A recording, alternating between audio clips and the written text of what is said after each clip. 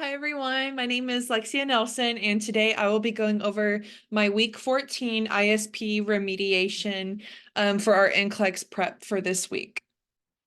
So for past point, our topic was pharmacology and medication management.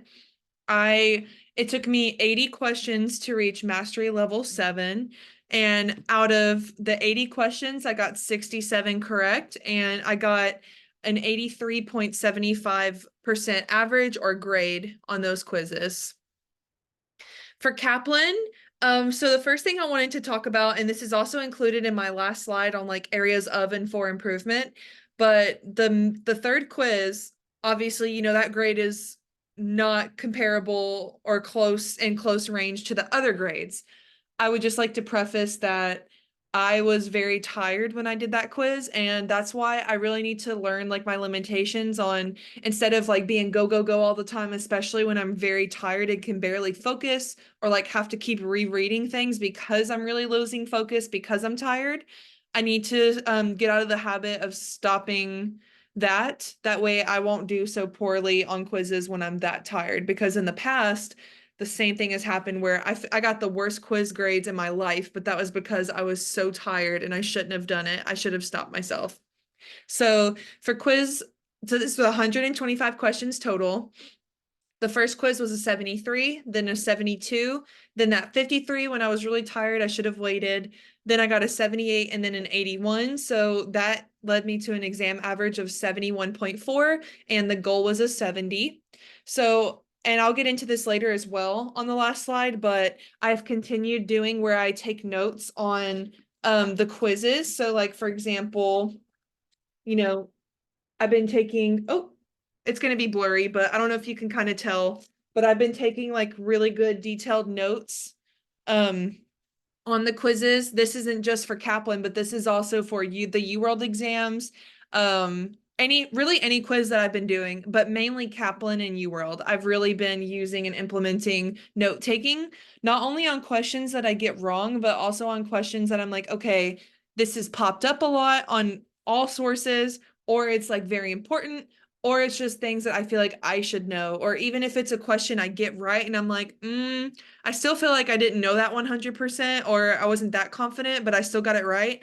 I'll still take notes on it. And I know because of the blurred background, that's why it was hard to see the notebook, but I don't know if you could have seen like the notes and everything. But yeah, that's kind of what that looks like. Then for the UWorld, I did my 14 videos and notes associated with them, and those are completed and submitted. And then I got an 81% on the new gen self-assessment exam number 4. And that showed me, based on that score, that I had a very high chance of passing NCLEX. I feel like I've been doing relatively well on the UWorld exams, and the rationales are great. And I feel like the questions, I don't want to say they're straightforward, but I really like how they're worded, and it really helps me retain the information very well and helps me recall information very well as too. Now, for my top 3 missed questions, I believe, yes, these are all from Kaplan.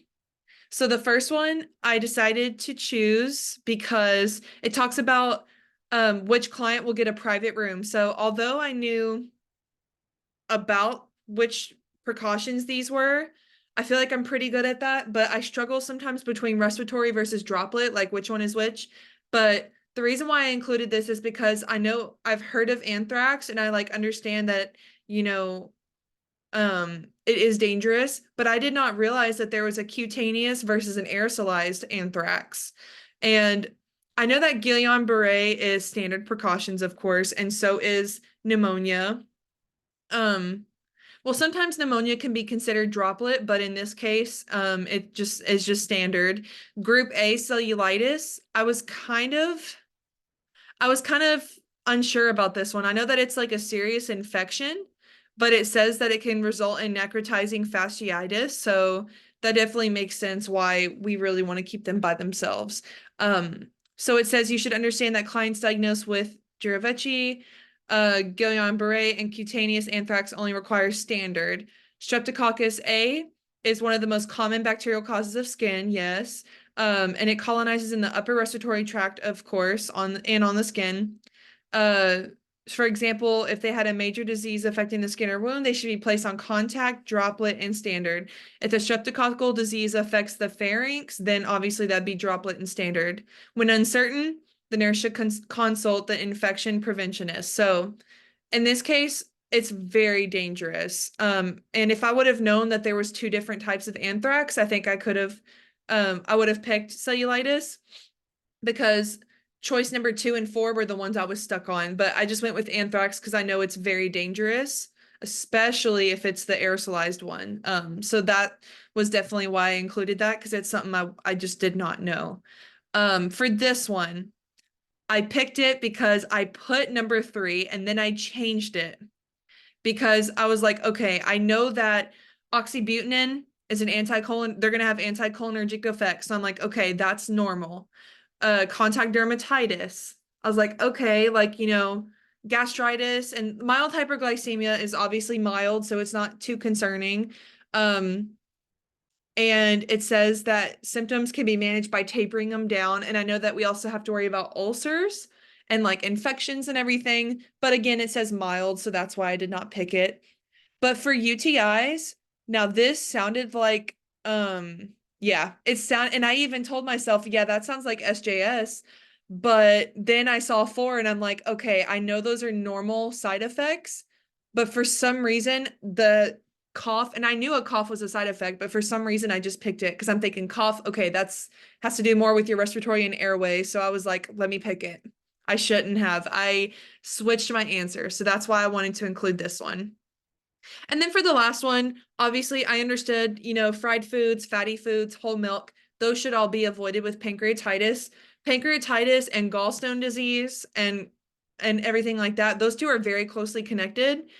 And also they require a very similar diet. So like, avoiding fat, fried foods, like heavy dairy, like whole milk.